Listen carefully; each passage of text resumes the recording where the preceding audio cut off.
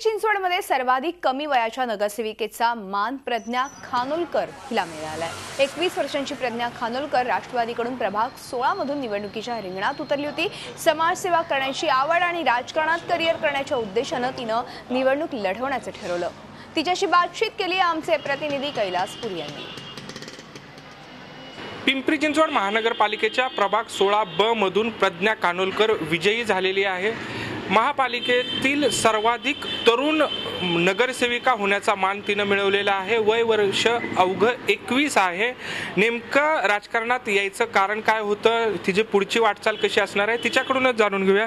एकतर सगळ्यात पहिल्यांदा खूप खूप अभिनंदन, सर्वात तरुण नगरसेविकात्व आहे।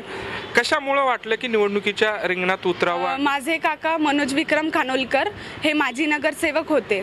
त्यांनी आमच्या प्रभागात 2007 मध्ये निवडणूक लढवून ते जिंकून आलेले आहेत। त्यामुळे 2007 पासून त्यांनी जी कामं केलेली आहेत त्या कामांचा छाप म्हणून आज मला या ठिकाणी स्थान मिळालेलं आहे आणि आम्ही जी कामं आहेत ती पुढील 5 वर्षात येणाऱ्या करू। आणि प्रत्यक्षात असं बघायला गेलं तर मला राजकारणात फार आवड आहे आणि माझे एक स्वप्न होतं की माझे जे काकांनी जे काम केलेलं आहे ते कामांचा वारसाही आम्ही पुढे चालू ठेवू। एकंदरीत बघितलं तर तरुण पिढी जी आहे ती राजकारणात यायला येत नाही किंवा नावं ठेवते, राजकारण चांगलं नाही वगैरे।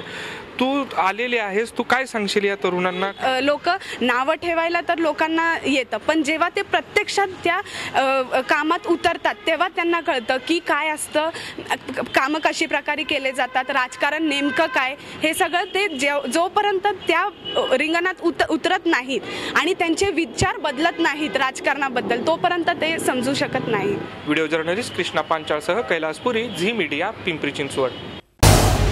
झी 24 तास रहा एक पाऊल पुढे।